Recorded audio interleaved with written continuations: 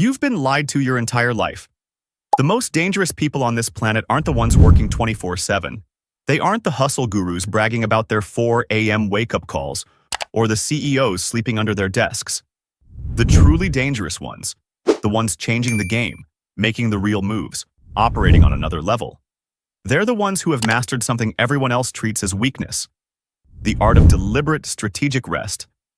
I'm not talking about collapsing from exhaustion or taking a vacation once you're already burned out. I'm talking about rest as a weapon, rest as a competitive advantage, rest as the secret ingredient that separates the elite from the average.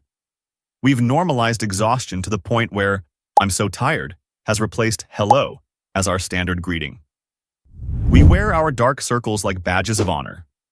We brag about how busy we are, how little we sleep, how much coffee it takes to keep us functioning. As if slowly destroying ourselves is something to be proud of. I used to be that person, the one who'd answer emails at 2 a.m., who'd skip meals because "I don't have time," who'd feel guilty for taking a shower because that's 10 minutes I could be productive. I thought I was outworking everyone. In reality, I was just outworrying them. Then my body did what bodies eventually do when you ignore them long enough. It shut down. Not dramatically, not all at once, but in those small, insidious ways that are almost worse. My creativity dried up. My joy disappeared. My work, the very thing I was sacrificing everything for, became mediocre at best. I wasn't living. I was surviving, and barely that.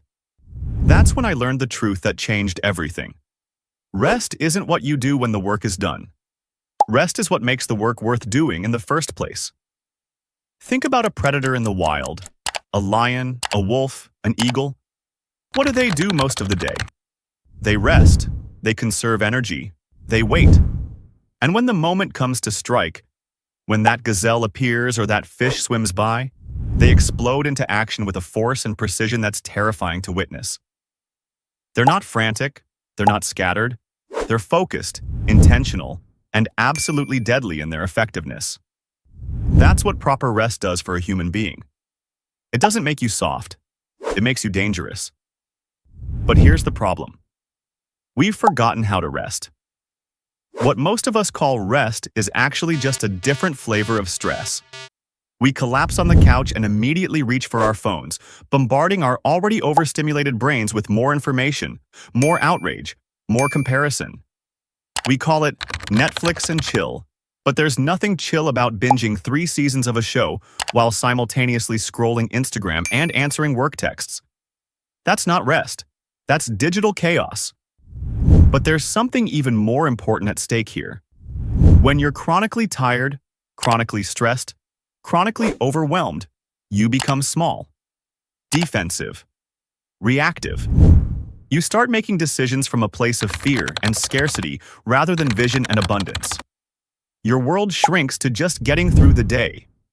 And that dream you have, that impact you want to make, that person you want to become, it gets pushed further and further away until one day you wake up and wonder where your life went. I don't want that for you. I don't want it for myself. I don't want it for any of us. So how do we do it? How do we reclaim rest in a world that's wired for exhaustion? Here's what I've learned. First, recognize that rest is a skill, not just an absence of activity. Like any skill, it takes practice. Start by actually scheduling rest, not as a reward after everything else is done, but as a non-negotiable part of your day. Put it in your calendar. Protect it like you would an important meeting, because it is one. It's a meeting with yourself. Second, create clear boundaries between work and rest. That means no checking email in bed, no bringing your laptop to the dinner table, no taking calls during your walk in nature. Multitasking isn't a superpower. It's a recipe for being mediocre at multiple things simultaneously. When you work, work. When you rest, rest. The clarity of that boundary is what gives each side its power.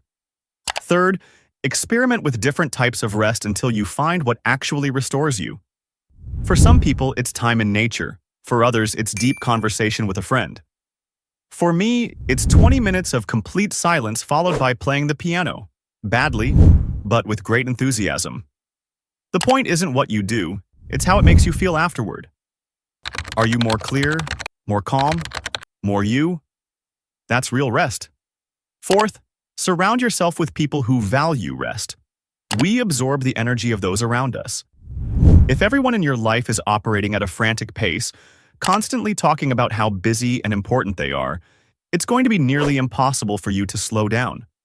Find the people who know how to breathe, who know how to laugh, who know that life isn't just about what you produce.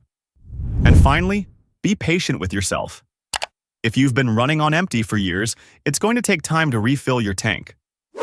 You might need more rest than others for a while. You might feel guilty or anxious when you first start prioritizing it. That's normal. Keep going. The person you become when you're fully rested is worth meeting. I want you to imagine something with me. Imagine waking up and feeling clear, calm, ready.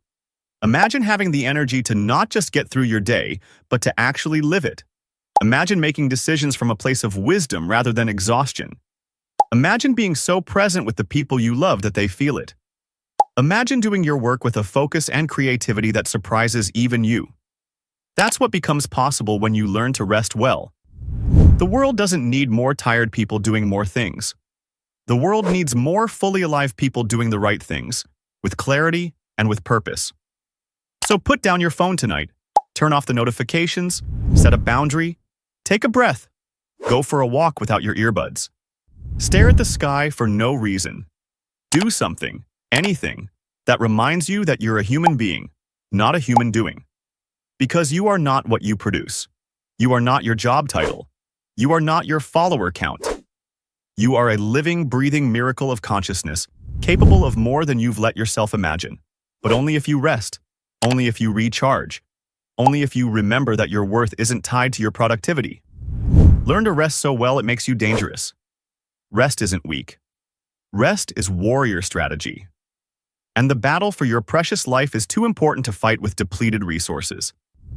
If this message resonated with you, hit that subscribe button and notification bell. Share this with someone who needs to hear it.